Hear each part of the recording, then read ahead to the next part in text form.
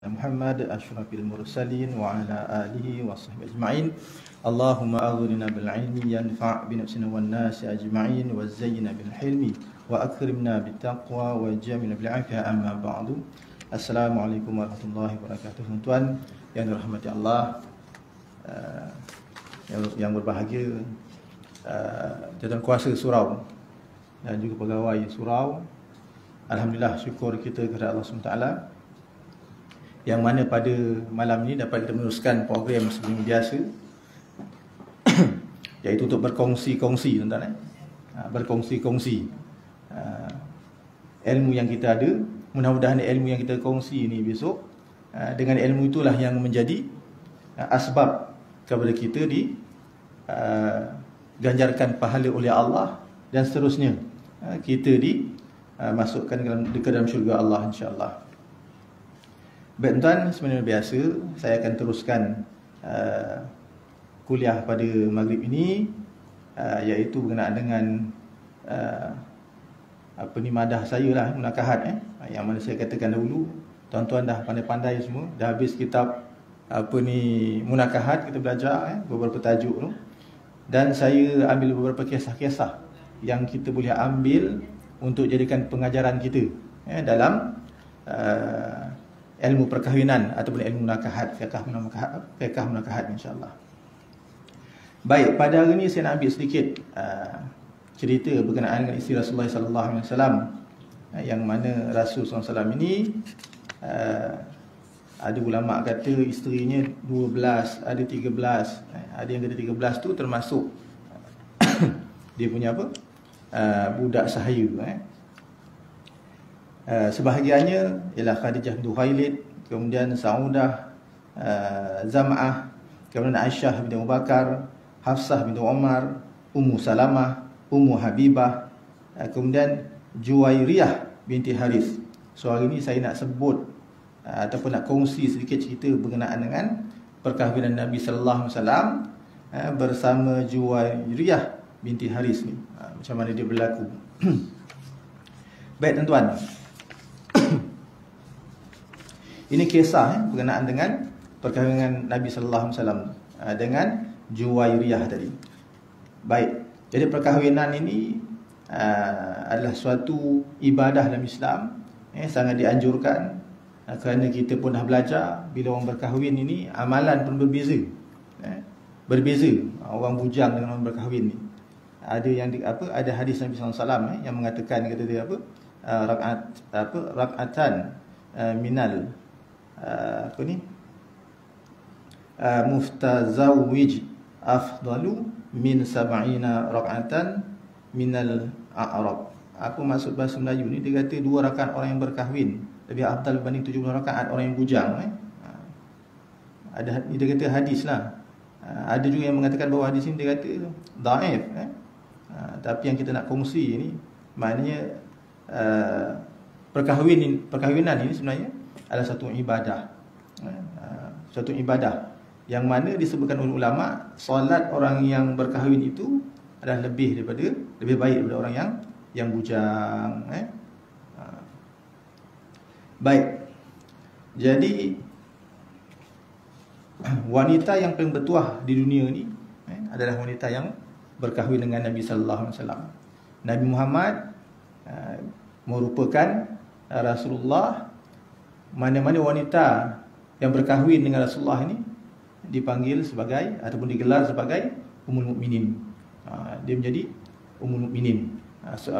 Senang cerita, orang Melayu kata dia jadi ibu kepada orang mukminin. Dan isteri Rasulullah ni apabila telah diceraikan, sama cerai hidup ataupun cerai mati, setelah wafatnya baginda Rasulullah SAW, isteri baginda tidak boleh dikahwini. Tak boleh kahwin dengan dia.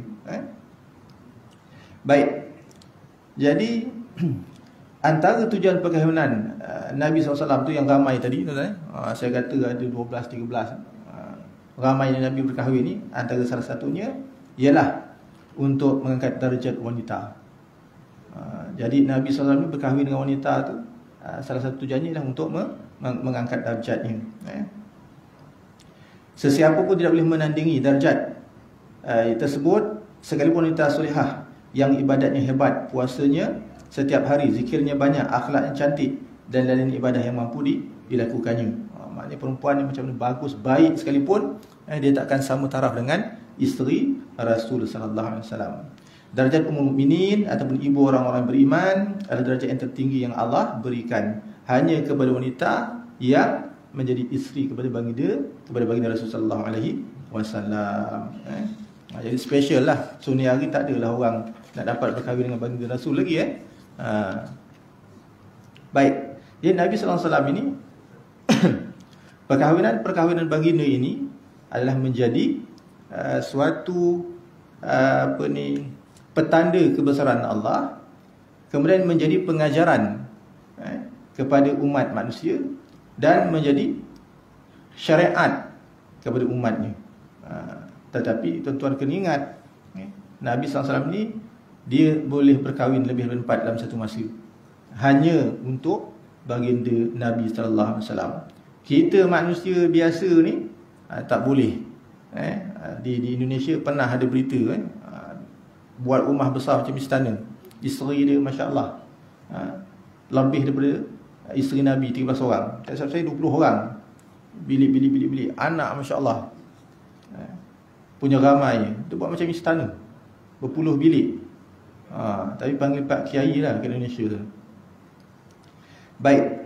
Jadi kita nak lihat, saya dah sebut tadi perkahwinan ni matlamatnya antaranya ialah sebagai ibadat. Yang kedua, matlamatnya adalah tadi untuk mengangkat darjat wanita.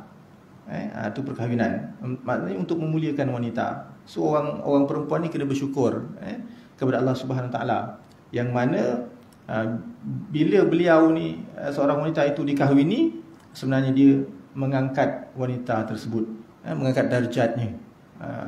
Jadi orang perempuan yang berkahwin dengan orang yang perempuan yang belum berkahwin mempunyai darjat yang berbeza, kan? Ini hari lagi kalau orang perempuan kahwin dengan datuk, automatically dia pun dapat datin juga, kan gitu, kan? Kahwin dengan datuk, automatically dapat datin. Itu contoh mengangkat darjat dia. Baik. Jadi mari kita nak lihat sejarah atau sirah perkahwinan baginda dengan siapa tadi? Isteri dia yang bernama Juwairiyah tadi. Baik.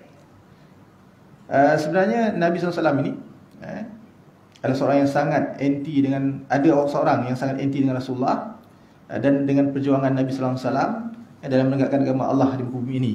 Itulah perempuan yang dipanggil sebagai Juwairiyah tadi. Jadi bila Allah menghendaki, dengan mudah saja Allah boleh memutarkan hatinya, dan akhirnya dia adalah seorang yang sangat-sangat mencintai baginda. So Juwairiyah ni mula-mula memang dia tak suka Nabi, menentang dakwah Nabi sallallahu alaihi wasallam. Sebab itu Allah sebut dalam Al-Quran kan, bahawa hidayah ni siapa yang beri? Allah yang beri. Allah sebut dalam Al-Quran, innaka la tahdi man ahbabta, innaka la tahdi man ahbabta walakinnallaha yahdi man yasha. Wahai Muhammad, kamu tak boleh beri hidayah walaupun kepada orang yang engkau cintai, tak boleh. Yang beri hidayah Allah Subhanahu wa taala, walaupun musuh yang ketat sekalipun, maka Allah boleh ubah hatinya untuk menerima hidayah Allah Subhanahu wa taala. Jadi yang nama Juwairiyah ni sanggup mengorbankan segala kemewahan, keseronokan hidup demi cintanya kepada baginda Rasulullah SAW selepas dia berkahwin dengan Nabi SAW. Sebelum tu sangat menentang Nabi SAW. Juwairiyah ni adalah nama yang diberikan oleh Nabi SAW setelah dia berkahwin. Sebelum tu ada nama lain. So indah Juwairiyah ni, sebagaimana cantik akhlaknya dan juga pribadinya. Rasulullah SAW memberi nama tersebut supaya saja baginda mengahwininya. Sebelum ini nama beliau adalah Barrah binti Al-Haris Ad-Dirar. Keluarganya berketurunan Yahudi, iaitu kabilah Bani Al-Mustalik. Ayahnya adalah pemimpin puak Mustalik itu. Jadi keluarga Juwairiyah ni, yang nama asalnya ialah siapa tadi? Barrah tadi. Bukan dia saja, malah keluarga, seluruh keluarganya sangat membenci Nabi sallallahu alaihi wasallam sebelum Islamnya. Inilah hikmah perkahwinan Nabi sallallahu alaihi wasallam yang berkahwin ataupun menikahi seorang perempuan itu mempunyai strategi-strategi dia. Perkahwinan juga adalah menjadi satu medan dakwah. Begitu. Kahwin ini pun jadi dakwah juga. Kahwin dengan orang Yahudi, masuk Islam Yahudi tu. Gitu. Kalau kita rasa nak Islamkan orang asli dekat Gunung Ledang tu, carilah anak-anak Tok Batin dengan apa ke. Mudah-mudahan Islam keluarga Tok Batin tu. Ini adalah sebahagian daripada tujuan perkahwinan tadi. Ada strategi perjuangan di sudut perkahwinan itu. Walaupun sebenarnya Juwairiyah itu adalah seorang janda. Kisahnya bermula selepas berlakunya peperangan Khandaq. Kita dah belajar sirah kan, peperangan Khandaq tu. Khandaq tu parit. Idea daripada Salman Al-Farisi ke Al-Farisi, Salman Al-Farisi. Yang mana digali parit tu mengenai kota, mengelakkan daripada musuh tu dapat masuk menyerangi kota Makkah. Baik. Jadi Nabi sallallahu alaihi wasallam ini bermesyuarat bersama pihak Yahudi. Dulu walaupun Yahudi, sebahagian mereka ni ada yang beragama Islam, dan mereka ni sebahagiannya dipanggil sebagai kafir zimmi, orang yang bukan Islam tapi taat di bawah pemerintahan Islam. Jadi mereka ni ada janji taat setia dengan Rasulullah sallallahu alaihi wasallam. Ada baitsnya untuk bertahan dalam kota Madinah. Di kota Madinah, untuk menentang musuh dari kafir Quraisy tadi. So bila Nabi SAW ni daripada Mekah pindah ke Madinah, bila Islam tu berkembang di Madinah, dendamnya orang Mekah tadi. Dendamnya orang Mekah tadi, sehingga terbau-bau bila melihat, mendengar Islam makin berkembang di Madinah, maka orang Quraisy yang bukan Islam tu makin menaruh dendam. Jadi mereka ni bukan sahaja memerangi Nabi di Makkah, tetapi bila Nabi dah keluar pun mereka kejar juga keluar, untuk membunuh Nabi sallallahu alaihi wasallam dan untuk memadam hidayah Allah di muka bumi, kerana marahnya kepada Nabi sallallahu alaihi wasallam. Di saat akhir, pihak Yahudi telah mungkir janji dalam perang Khandaq kan. Bila dah mula dah janji-janji, dah taat setia, bila nak keluar perang, orang Yahudi ni tarik diri, tak jadi nak perang. Kesan daripada itu Nabi SAW memberi peluang kepada, tidak lagi memberi peluang kepada kaum Yahudi tu. Jadi bila sekali dia dah mungkir janji, so Nabi tak beri peluang kepada kaum Yahudi. Maknanya tidak ada perjanjian tak setia lagi dengan orang Yahudi. Bila dia berjanji ada tak setia di bawah pemerintahan Islam, kalaulah orang Yahudi itu diserangi, orang Islam akan melindungi dia.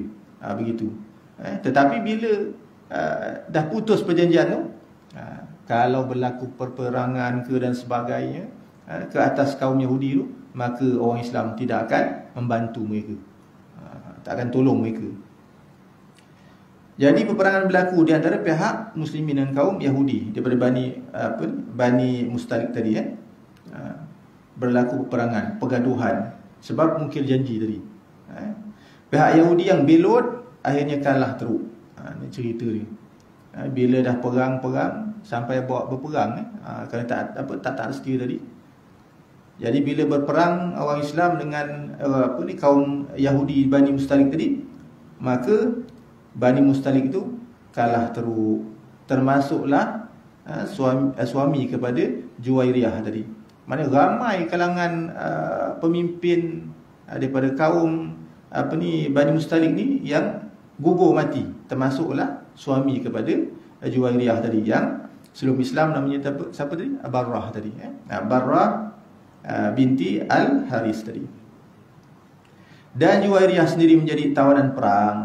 So dulu-dulu macam tu. Bila berperang, orang Arab ni pun dia macam gitu kan. Bila perang-perang tu bukan sahaja dia bawa ternakan binatang ke apa, dia bawa juga bekalan makanan, bawa juga senjata-senjata, bawa juga emas perak, dan bawa juga perempuan-perempuan. Sebab peperangan dulu tak macam sekarang. Peperangan sekarang ni sekejap aja kan. Letup sana letup mari, rebung habis. Dulu semua manual, tradisional, bergaduh berdepan. Itu betul-betul berani kan. Ada kat depan saya kata tentera yang guna panah, Besan kedua saya kata yang guna pedang. Besan yang ketiga naik kuda macam tu lah. Berperang, dia ikut trip dia dah. Berperang macam tu. Berdepan-depan. Sekarang tak, pakai tekan button jauh je. Sorok-sorok je. Tembak. Baik, jadi Juwairiyah ni tuan, suaminya pun terkorban tadi. Dan Juwairiyah ini menjadi tawanan perang. Jadi beliau menjadi tawanan perang kepada sahabat baginda yang namanya Sabit bin Qiyas. So salah seorang sahabat Nabi SAW namanya Sabit bin Qiyas. So bila dia agih-agihkan, bila peperangan tadi saya kata bawa harta benda ke apa ke wanita yang turun dalam peperangan tu, bila kalah, maka dia agih, dia panggil ghanimah dia harta tu. Agih-agih bagi. Bila dah bagi, termasuklah tawanan perang tadi pun dibahagi juga. Sebab tu dulu ada hamba kan. So Islam ini walaupun ada sistem penghambaan tu, zaman sebelum Islam pun sebenarnya dah ada. Hamba tu dah ada. Memang dulu macam tu. Bila perang-perang yang kalah jadi hamba lah. Kalau nak merdekakan diri dia, kena bayarlah apa yang tuan dia minta.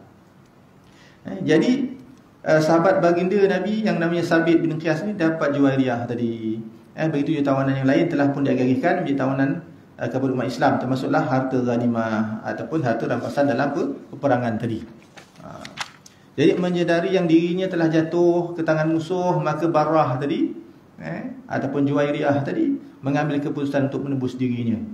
Jadi Sabit bin Qiyas mengenakan tebusan yang tinggi kerana tahu Juwairiyah ataupun Barrah tadi ni seorang yang kaya. Dia anak pemimpin daripada kaum Bani Mustalik tadi, kaum Yahudi tadi. Tentulah bapak ni banyak harta kan. Tentu orang kaya. Pasal pemimpin ni macam tu. Pemimpin ni orang yang kaya, orang yang dihormati daripada kalangan kaum-kaumnya. Dan Barrah ini merupakan seorang puteri kepada orang yang ternama dan terkaya di kalangan kaumnya. Maka tentulah dia kata ayahnya itu tadi tidak keberatan untuk membayar tebusan tadi untuk untuk Barrah ni membebaskan dirinya. Jadi oleh kerana Sabit tadi mengenakan tebusan yang terlalu tinggi, jadi Barrah bimbang permintaan yang diminta oleh Sabit tadi disebut sebagai melampaui batas, kemungkinan tidak akan dapat ditunaikan. Jadi Barrah ni mengambil keputusan bertemu dengan baginda Rasul sendiri, jumpa sendiri dengan Rasul. Barrah ni pun seorang perempuan yang berani, sebab dia pun ikut berperang juga. Ni hari perempuan dalam tentera kita pun adalah perempuan sekarang kan. Dulu tak ada tapi yang banyaknya jadi kerani dekat dalam kan, bahagian pentadbiran yang pikul senapang masuk hutan tu, saya ingat jarang jumpa kita kan.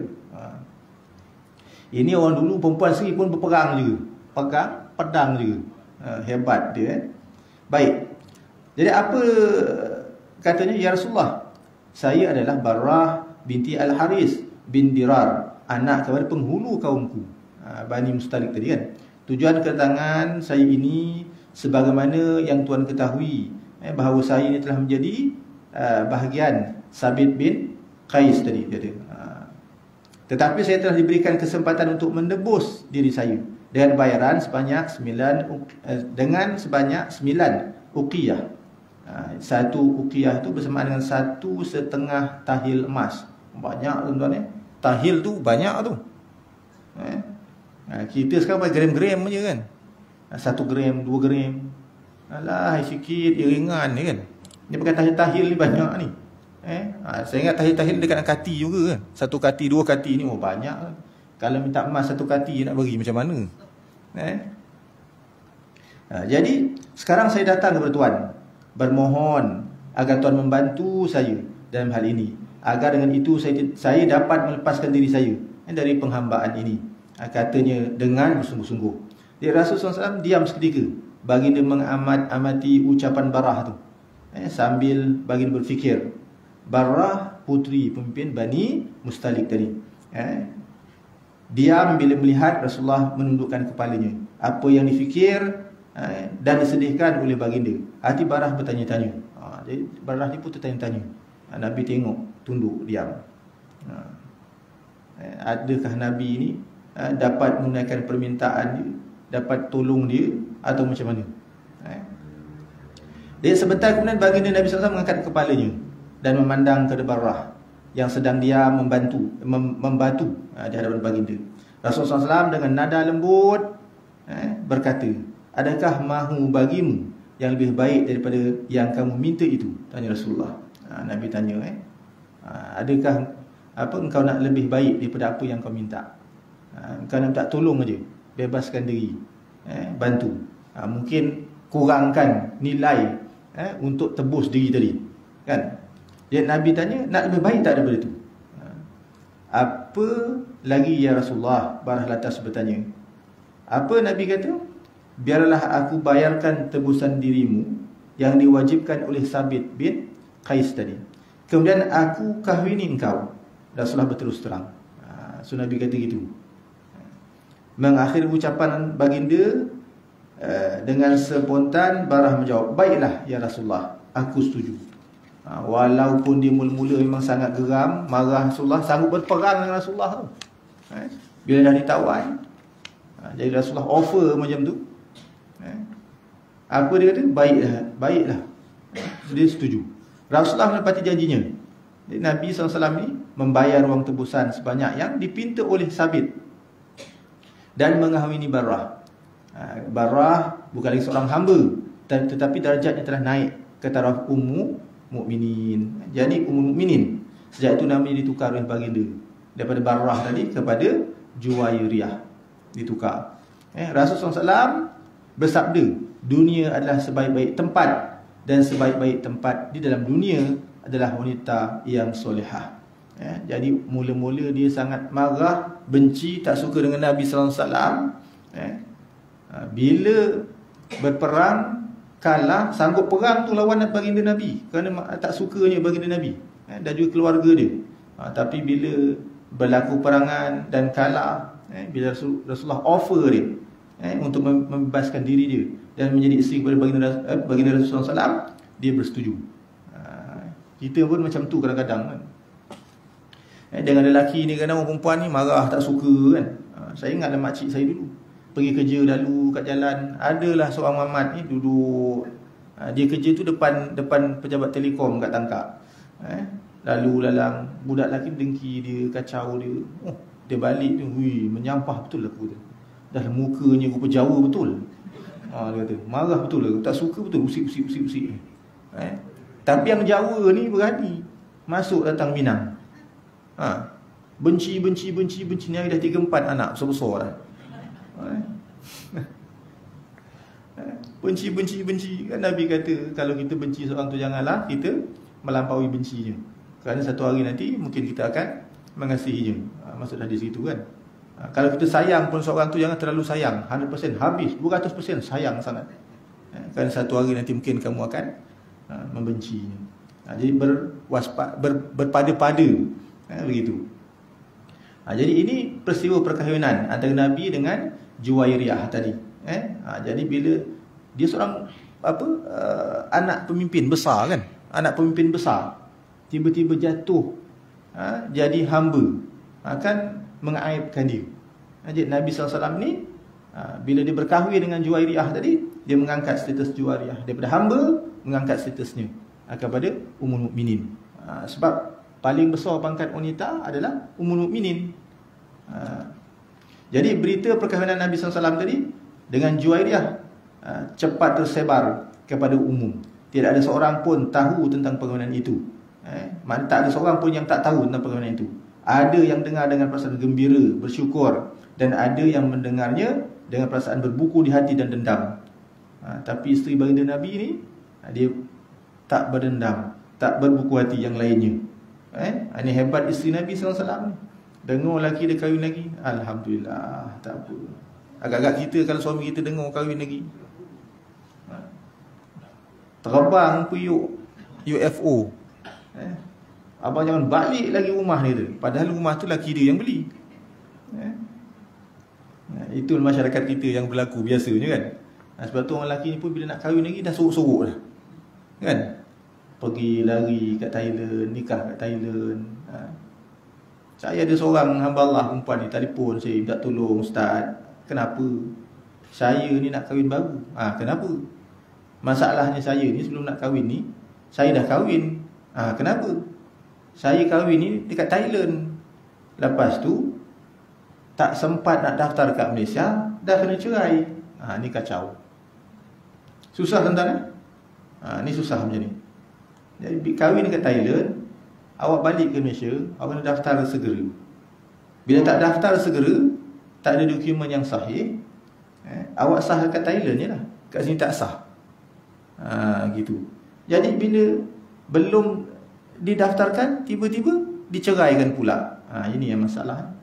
Macam mana nak kira dia punya edah tu? Macam tergantung-gantung. Nak kata dia cerai, dokumen tak ada. Jadi susah. Jadi saya kata tu bukan saya punya kuasa, bidang kuasa.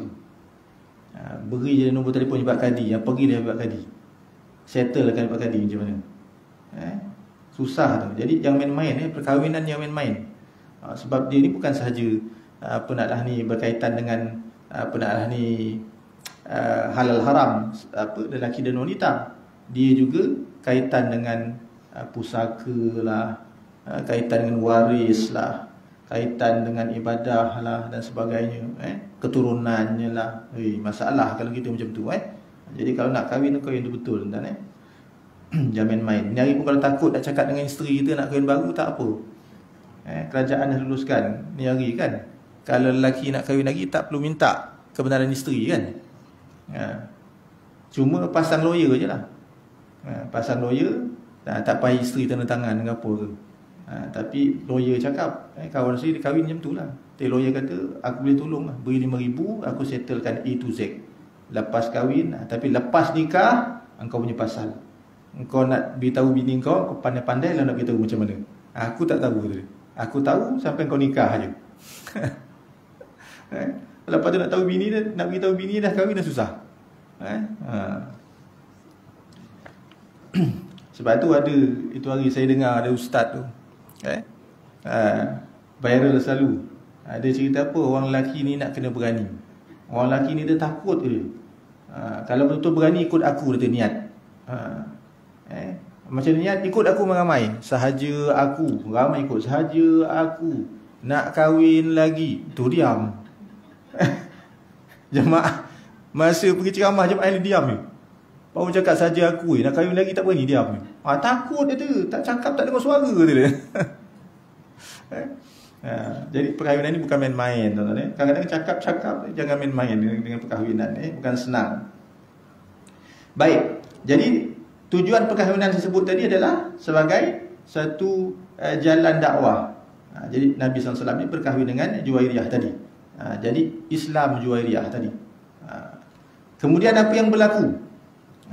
Walau apa pun keadaan, masyarakat pada waktu itu, namun Allah SWT juga mengetahui dan tetap menunaikan nikmat yang besar kepada perkahwinan Juwairiyah dengan Rasulullah.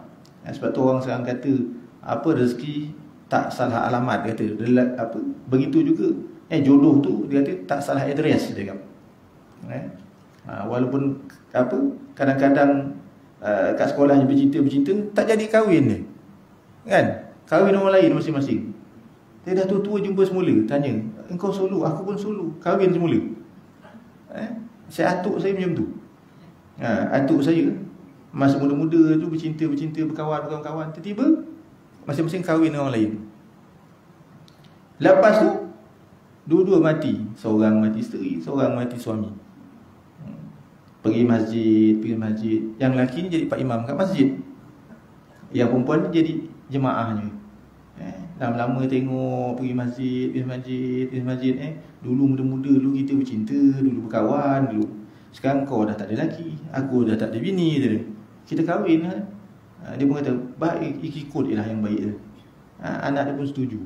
Kahwinkan anak dia keluar belanja, kahwinkan mak dia. Ni dia kata apa, perkahwinan jodoh tu tak salah, address. Walaupun muda-muda tak berkahwin, dah tu akhirnya dah jodoh dia kahwin juga kan. Tu cerita-cerita betul yang tuan bukan cerita olok tu. Ada cerita atuk saya. Baik.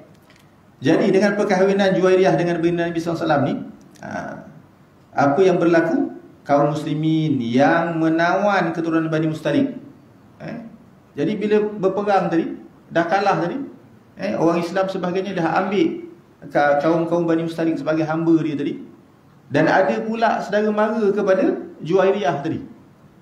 Kan kata satu keluarga dah marah Nabi ni, berperang satu keluarga perang Nabi. Jadi keluarganya ada yang telah ditawan dan dijadikan hamba. Bila para sahabat Nabi, orang Islam dengar bahawa Juwairiyah ni dah berkahwin dengan Nabi sallallahu alaihi wasallam, maka para sahabat ni yang mungkin ambil sepupu Juwairiyah ke, mungkin yang ada ambil pak saudara Juwairiyah tadi ke, yang dah jadi hamba, merasa malu. Ini Juwairiyah ni dah jadi isteri pada Nabi sallallahu alaihi wasallam, Ummul Mukminin. Takkanlah pak saudara dia jadi hamba aku, takkanlah sepupu dia jadi hamba aku. Malu para sahabat. Apa para sahabat buat? Maka para sahabat membebaskan saudara-saudara kepada Juwairiyah tadi. Bebaskan tanpa mengambil sebarang tebusan. Ini bagusnya. Jadi antara itu para sahabat yang memiliki bekas tawanan perang daripada Bani Mustalik tadi, yang dijadikan sebagai hamba, memerdekakan hamba-hamba mereka tanpa wang tebusan. Inilah keberkatan yang Allah limpahkan kepada Juwairiyah kerana perkahwinannya dengan baginda Nabi sallallahu alaihi wasallam. Kabar gembira ini disambut oleh kaum Bani Mustalik dengan penuh kesyukuran. Dan dalam hal ini Sayyidina Aisyah Ummul Mukminin berbicara dengan katanya, sungguh telah dimerdekakan dengan sebab perkahwinan itu 100 keluarga kaum Bani Mustalik. Maka tak pernah ku ketahui seorang wanita yang banyak berkatnya atas kaumnya lebih daripada Juwairiyah. Ni isteri Nabi pula cakap begitu. Isteri Nabi ni. Yang satu lagi lah, yang siapa? Aisyah, apa dia kata? Dia kata tak ada, dia kata orang perempuan, dia kata yang penatlah ni berjaya memerdekakan 100 kaumnya. Maknanya ramai kaumnya. Hanya perempuan ni lah, Juwairiyah ni. Bila berkahwin dengan Nabi sallallahu alaihi wasallam, maka dia dapat beribadah kerana memerdekakan. Dan dengan sebab memerdekakan hamba-hamba itu tadi, dia juga mendapat penatlah ni keberkatan kerana ramai Bani Mustalik tadi yang telah dimerdekakan, mereka memeluk agama Islam. Jadi isteri Nabi pun suka. Suka. Kita kalau madu dah bergaduh saja dengan madu kita kan. Bergaduh saja, ada je tak kena. Kan? Jadi kena apa? Kena belajarlah. Dengan madu-madu kita, kalau ada madu lah. Kampung ni saya ingat tak ada, dalam surau ni tak ada rasanya. Tak ada kan? Takut semua Jadi cerita tadi ni yang saya nyatakan tadi, bahawa perkahwinan itu selain sebagai ibadah, dia juga menjadi strategi dalam usaha dakwah. Begitulah besarnya berkat perkahwinan Juwairiyah dengan baginda Rasulullah SAW. Sejak perkahwinannya, Juwairiyah tidak ke mana-mana. Dia lebih suka menetap di rumah yang disediakan oleh baginda Rasulullah SAW di Masjid Madinah. Dan juga seorang yang punya paras wajah yang menawan. Dan ini juga menimbulkan perasaan cemburu pada sisi baginda yang lain. Sikap cemburu itu hanya dapat dilihat dengan kedepan mata antara satu dengan lain, mengata-ngata antara mereka. Dan ada juga yang menyatakan rasa cemburunya dengan sikap dan kata-kata. Hal itu menimbulkan perasaan tak senang di hati Juwairiyah dan segera diadukan kepada baginda. Wahai Rasulullah, ada juga ramai isteri baginda Rasulullah kan, ada juga yang rasa cemburu. Jadi isteri-isterimu yang lain terasa bangga dan lebih mulia daripadaku. Apa lagi mereka mengatakan bahawa saya tidak tuan kahwini. Ini maksudnya hanya sebagai hamba sahaya Rasul sahaja. Maksudnya Gitulah tadi. Kan bila dia kalah jadi hamba, maka Nabi berkahwin dengan Juwairiyah tadi. Membebaskan dia daripada hamba. Jadi Juwairiyah ni tanya ya Rasulullah, yang sisi yang lain tu katanya semuanya bagus-bagus, hebat-hebat, ada kelebihan-kelebihan yang tertentu. Jadi kenapalah mereka masih cemburu pada aku ni? Yang aku ni ambil Nabi daripada seorang hamba.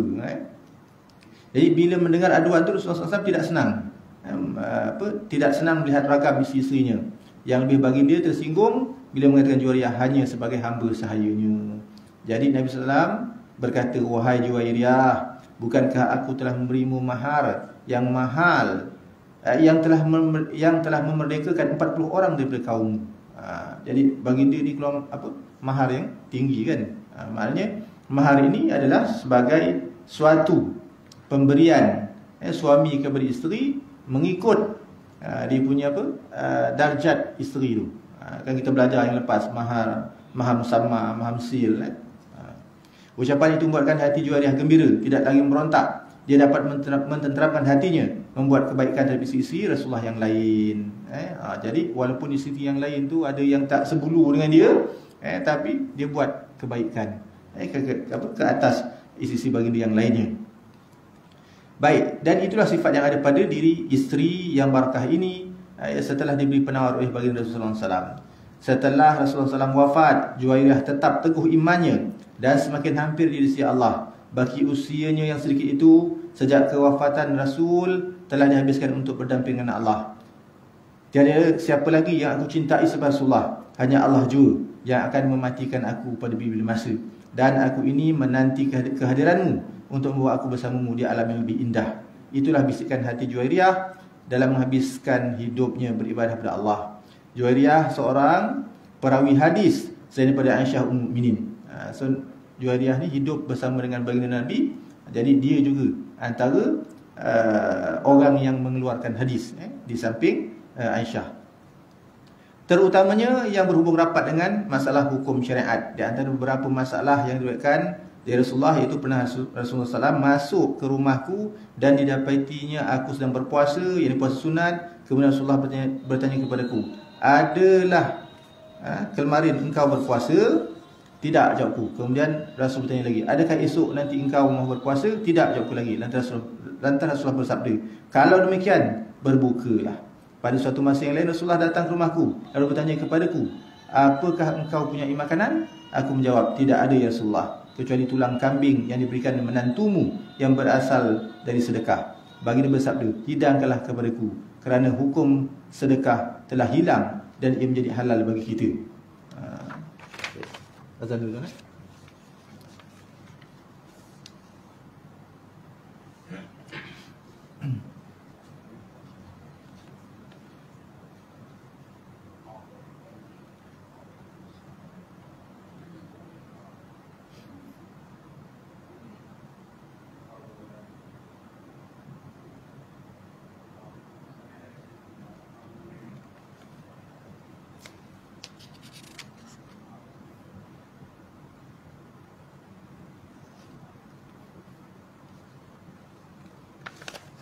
Allahu Akbar, Allahu Akbar, Allahu Akbar, Allahu Akbar. Asyhadu an la ilaha illallah. Asyhadu an la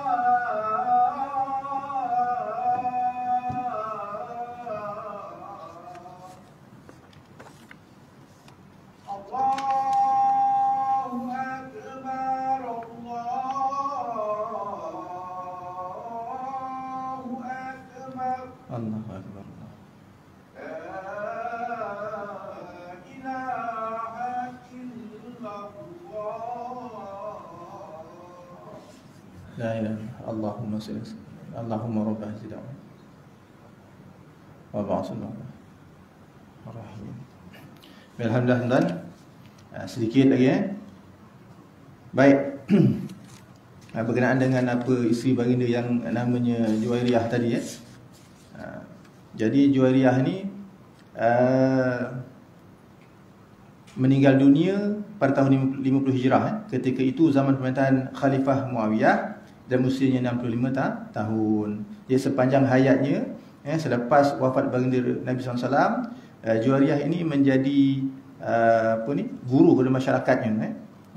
Seorang yang kuat imannya, ibadahnya, menjadi guru kepada masyarakatnya, dan juga muncul sebagai seorang perawi hadis yang luas pengetahuannya. So maknanya daripada perempuan yang biasa-biasa yang asalnya anak seorang pemimpin kemudian jatuh sebagai hamba, maka Rasulullah ini bila berkahwin dengannya mengangkat martabat Juwairiyah ini menjadi seorang perempuan yang disebut sebagai Ummul Mukminin, dan beliau menjadi guru kepada kaumnya selepas kewafatan baginda Rasulullah SAW, terutamanya dalam bidang fiqh tadi.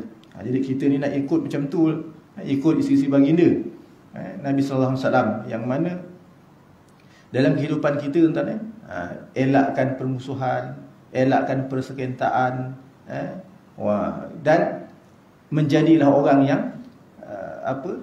memberi kebaikan kepada orang yang lain, macam isi-isi baginda Nabi SAW. Bila wafatnya baginda, apa yang hadis yang dia dapat, apa yang dia belajar daripada baginda, apa pengalaman yang dia alami dengan baginda Nabi SAW, maka dia ajarkan untuk umat manusia. Jadi ada sedikit tuan-tuan tentang baginda Nabi SAW ini, seorang yang sangat hebat. Bukan sahaja beliau ni boleh menjadi contoh kepada manusia dalam mentadbir urusan rumah tangga, negara dan sebagainya.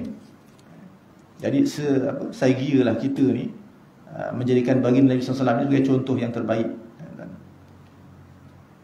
Pepatah Arab ada mengatakan, man ahabba syai'an aktsaru min zikrih.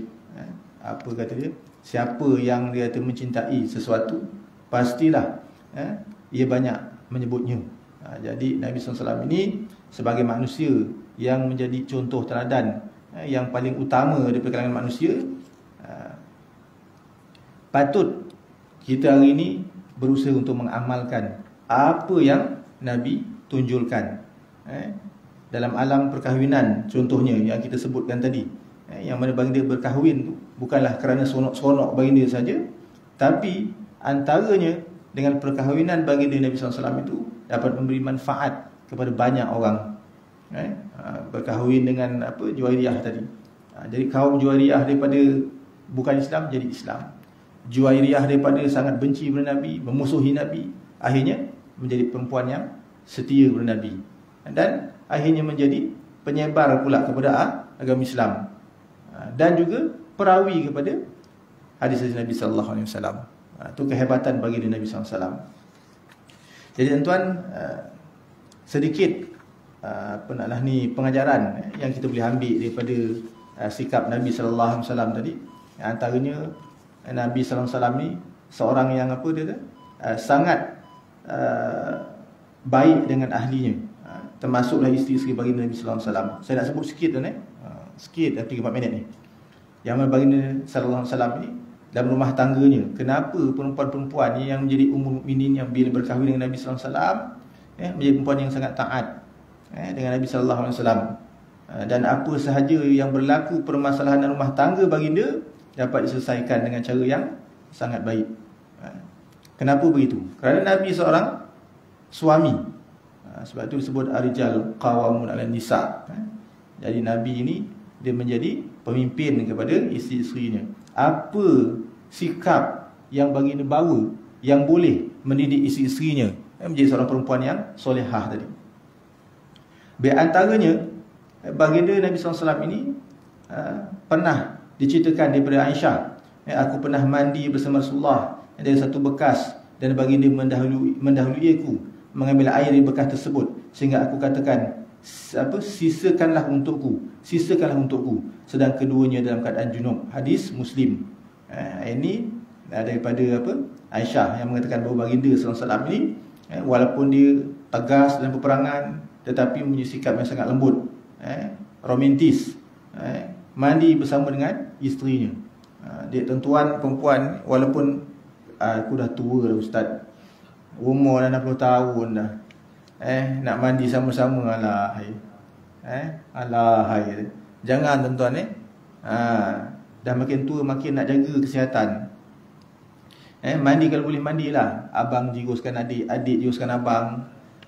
Dulu masa muda-muda dulu tak pernah buat. Jadi walaupun dah tua lagi kena buat. Jangan cakap dah tua lah ustaz. Bukan sebab tua nak. Sebab apa? Sebab sunnah Nabi sallallahu alaihi wasallam. Kerana bila kita mengamalkan sunnah Nabi, ada kejayaan di situ. Jadi contohi sunnah Nabi sallallahu alaihi wasallam. Bila buat macam ni, dia merapatkan kasih sayang antara suami dan isteri. Kemudian baginda juga mendukung isterinya. Nabi sallallahu alaihi wasallam yang kuat dan gagah sehingga mampu bermanja dengan isterinya dengan mendukung mereka. Adik perempuan ni, hajah-hajah ni balik nanti minta Pak Haji dukung. Awak kahwin dengan saya berpuluh tahun, tak pernah dukung saya. Ini sunnah Nabi. Minta dukung sekejap. Masa muda-muda tak nak dukung, dah tua-tua minta dukung. Patah pinggang aku. Jadi diriwayatkan juga daripada Aisyah, ketika saat akhir raya biasanya ada dua budak yang memperlihatkan kebolehannya dalam bermain tombak dan perisai. Maka ada kalanya aku sendiri yang meminta baginda, atau baginda sendiri yang menawarkan kepadaku, apakah kamu mahu melihatnya? Maka aku jawab, ya, mahu. Jadi dia bertingkap, jengah tingkap kan, nak tengok bertingkap, gitu. Jadi Aisyah ni orangnya kecil, rendah gitu kan. Jadi maka baginda mendukung aku di belakangnya, sementara pipiku bertemu dengan pipinya, sambil baginda berkata, teruskan hai Bani Al-Fadah. Demikianlah seterusnya sampai aku berasa bosan. Lalu baginda berkata, apakah kamu merasa sudah cukup? Aku menjawab, ya sudah. Lalu baginda berkata, kalau begitu pergilah. Ada sebuah hari rasanya macam tu, dukung sikit. Agak tingkap, tengok tak nampak lah bang. Dukung sikit, naik. Tengok. Dia bertingkap sampai dah bosan. Agak-agak Mak Haji, Mak Ajah buat macam tu sampai setengah jam katnya. Memanglah jawabnya. Lepas tu kena jumpa tukang urut. Bergerak pinggang, silap-silap, slip disc pula.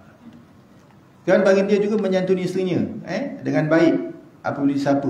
Dari Safiyah binti Huai berkata, ketika Rasulullah sedang melaksanakan iktikaf, aku datang menemui baginda di malam hari, lalu aku bincang-bincang sejenak dengan beliau. Isteri Nabi lah. Ketika Nabi beriktikaf kat masjid, datang rasa rindu kat suami dia. Datang jengah kat masjid, tengok, bual-bual. Jumpa siap berbual dengan Nabi. Kemudian aku berdiri, hendak pulang. Beliau juga ikut berdiri bersama aku untuk mengantar aku. Ini hebat Nabi. Maksud dia meraihkan isteri dia, walaupun dalam keadaan dia beribadah, beriktikaf. Kemudian baginda juga antara lainnya memanggil isteri dengan panggilan manja. Ini yang mengeratkan perkahwinan baginda. Ini sebagai contoh Islam tu. Islam tu sebagai agama yang dia kata jamil. Ni satu agama yang sangat ni murni, baik. Dia kata Islam tu agama yang teratas, tidak ada yang mengatasinya. Inilah contoh yang dibawa oleh baginda Nabi. Dia baginda juga memanggil isterinya dengan panggilan manja, antaranya memanggil Aisyah, Aish. Sabda baginda Nabi SAW, wahai Aish, sebutan untuk Aisyah, ini adalah Jibril, ia menitipkan salam untukmu. Lalu aku menjawab, waalaikumsalam warahmatullah. Aisyah dengan Aish. Ini panggilan manja lah. Agak kalau isteri kita nama siapa? Nama Fatimah, panggil Omah. Ni dah tua-tua ni panggilnya lain pula. Oh bapak engkau. Ya mak engkau. Bila ada cucu lain pula, naik derajat lagi. Oh ya atuk engkau. Panggil atuk engkau pula. Panggil lah yang elok-elok sikit. Biar mesra. Makin tua makin mesra. Sebab dah tua-tua ni, dah hujung-hujung hayat. Biarlah kita ni merasa kebahagiaan hidup yang sebenarnya. Jadi kebahagiaan itu bukan sahaja dengan banyak beribadat, tetapi kebahagiaan itu juga dengan kita melalui sisa hidup kita dengan cara yang aman damai dalam keluarga. Kerana hidup dalam keluarga itu juga adalah satu ibadah dalam Islam. Dan Nabi SAW jadi makan dan minum dari pinggan serta gelas yang sama dengan isteri baginda. Dari Aisyah juga berkata, tak tahu aku haid, aku minum, kemudian aku memberikannya kepada Nabi, dan beliau meletakkan mulutnya di atas tempat bekas mulutku. Tak kala saya haid ataupun aku haid, aku makan daging yang masih melekat di tulangnya, lalu aku memberikannya kepada baginda Nabi, dan baginda pun meletakkan mulutnya di atas tempat bekas mulutku. Hadis riwayat Ahmad. Begitu kan. Makan apple kerut bagi, minum cawahan dengan isteri, bagi dia cari dekat bekas isteri dia, minum situ. Kita minum sini pusing, lap. Macam mana nak mesra? Makin tua makin renggang. Muda-muda dulu rapat, berkepit sering mari. Naik motor, Ustaz Allahyarham sebenarnya Mus kata, dia kata paling bagus ni kalau suami isteri ni jangan naik kita besar-besar tadi. Naiklah motor Honda. Bila naik motor Honda tu kata, suami kat depan, isteri kat belakang, peluk erat, bagus itu. Dia kalau nak mesra macam tu, naik motor Honda dia. Jadi peluk bini dia, suami dia. Takut jatuh sebenarnya. Kalau nak kereta tak boleh nak peluk-peluk. Ni kemesraan. Ni dalam Islam ni dengan syarat yang berkahwin, jangan yang tak kahwin pun buat. Yang berkahwin makan minum di tempat yang sama. Makan tulang pun bagi Rasulullah.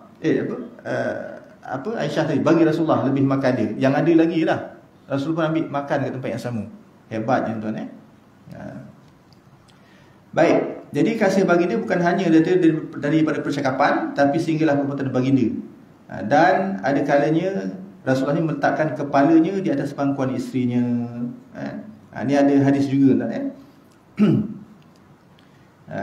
Sahih Bukhari, yang mana Nabi SAW membaca Al-Quran, mengulangi hafalannya, dan kepalanya berada di pangkuanku sedangkan aku dalam keadaan haid. Hadis Bukhari, riwayat Bukhari. Ni isi Nabi Aisyah juga. Jadi ketika dia haid, Nabi ni menghafal Al-Quran, letak dia punya kepala di atas pangkuan aku. Ni hari agaknya dia tua-tua ni, duduk depan TV tu, cuba test baring. Dok isteri duduk tu, tengok cerita apa, baring kan ni. Cubalah. Kalau isteri sayang, urut kepala lelaki dia. Urut kepala dia. Kalau tak awak ni panas je. Duduk atas kaki, semut kaki tu. Jadi tuan-tuan ni, janganlah kita macam tu. Dah tua-tua ni, lebih elok-elok kalau boleh. Baik, dan bagi dia sehingga detik akhir hayatnya, Aisyah berkata yang bermaksud ketika maut menghampiri Rasulullah, kepala baginda berada di atas dadaku. Ini Nabi SAW. Dia tuan-tuan ni sebahagian daripada sikap-sikap ataupun contoh tauladan akhlak yang ada pada baginda Nabi SAW, yang membuatkan isteri baginda ni menjadi seorang yang sangat patuh, taat, mencontoh kepada wanita yang lain. So wanita-wanita yang ada ni hari, contohnya Nabi SAW.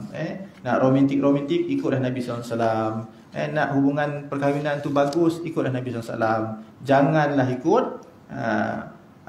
barat. Janganlah ikut budaya yang tak elok, yang bukan datang daripada Islam.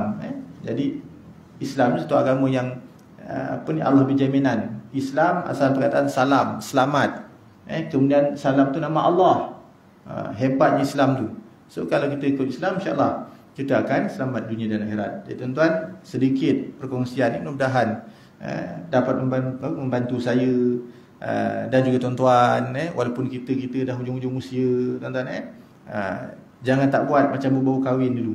Jangan berbau kahwin aja, cukup romantik, cukup bagus, cukup akrab. Engkaulah kawan, engkaulah madu, engkaulah racun. Bila dah tua-tua ni racun belaka. Jangan gitu.